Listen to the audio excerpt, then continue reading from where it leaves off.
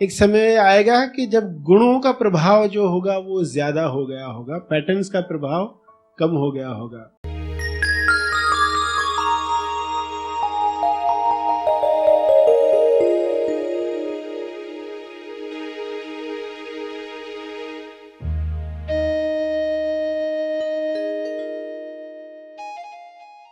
सृष्टि, जो पैटर्न्स जब सामने आते हैं तो ऐसा क्यों होता है कि इतना जानकर भी हम कंट्रोल नहीं रख पाते? हाँ, कंट्रोल न रख पाने के लिए जैसे MSY पर जो कार्य होना चाहिए, जो वर्च्यूज गुण इंसान के अंदर आने चाहिए, वे अभी आए नहीं है। इसलिए तो निरंतर आपको रखा गया है ऐसे माहौल में, ऐसे सिस्टम में, जिससे गुण पैदा होते जाए।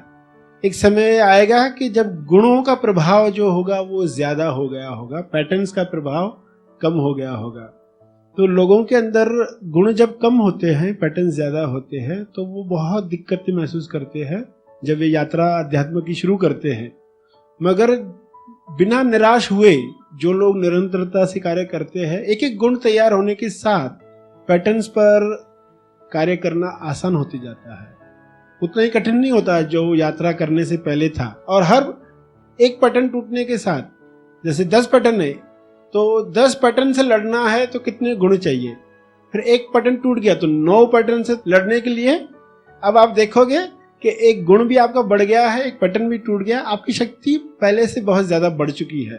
तो 9 के साथ देखोगे कि आपको उतनी तकलीफ नहीं आएगी। ऐसा हर एक पैटर्न के साथ कार्य करते हुए, पहले छोटे छोटे पैटर्न तोड़ते हुए और एक एक गुण बढ़ाते हुए, खुद से पूछो कि कौन सा गुण कम पड़ता है। मनन करके थक जाते हैं तो मनन का गुण बढ़ाना है, थोड़ा मनन करके छोड़ देते हैं तो इस पर फिर रोज कार्य करना है। लिखित में बैठकर कुछ देर बैठना ही है, घड़ी लगाकर बैठना ही है, तो ये गुण बढ़ा है। कंसंट्रेशन बढ़ाना है, विल पावर बढ़ाना है, कम्युनिकेशन बढ़ाना है। एक एक वर्च्यू देखो क्या क्या आपके अंदर आनी चाहिए, जो नहीं है तो उन पर कार्य करते जाओ। और निराशा, जैसे बताया, निराशा का दुश्मन ज्यादा हावी होता है। तो निराशा के वक्त खुद को आप बता पाओ कि ये मैं मेरी तरफ से शर्ट खींचने का काम कर रही हूं, तो इसे हमें पार्किंग में रख देना है, उससे एंटरटेन नहीं करना है। दुखी होकर हम पीतल बनते हैं। तो क्या भी सिचुएशन हो, निराश होकर हम और उसमें एक और ब्लॉक अपनी तरफ से डाल रहे। कुछ ब्लॉक्स आए हैं जीवन में, कुछ पुराने थॉट्स की वजह से, घटनाओं से कुछ आए हैं, तो हम अपनी तरफ वाला तो न डालें कंकर, उससे तो बच्चे। दाल में कंकर पहले ही आए हैं ज्यादा, तो एक अपनी तरफ से न डालें। तो निराशा का कंकर कैसा है, हम अपनी तरफ से डालते हैं तो वो तो आ ही जाता है, मगर खुद को फिर याद दिलाना है कि इधर निराश होकर काम नहीं चलेगा। अपनी तरफ से पहले मैग्नेट बन जाओ। फिर मैग्नेट बनने के लिए कौन सी बातें रिकॉल करनी चाहिए, ये सारा ड्रामा कैसे चल रहा है, तब कौन से प्रॉब्लम थे, आज कैसे है, वे तो सब सॉल्व हो गए मगर अभी दूसरे दिख रहे।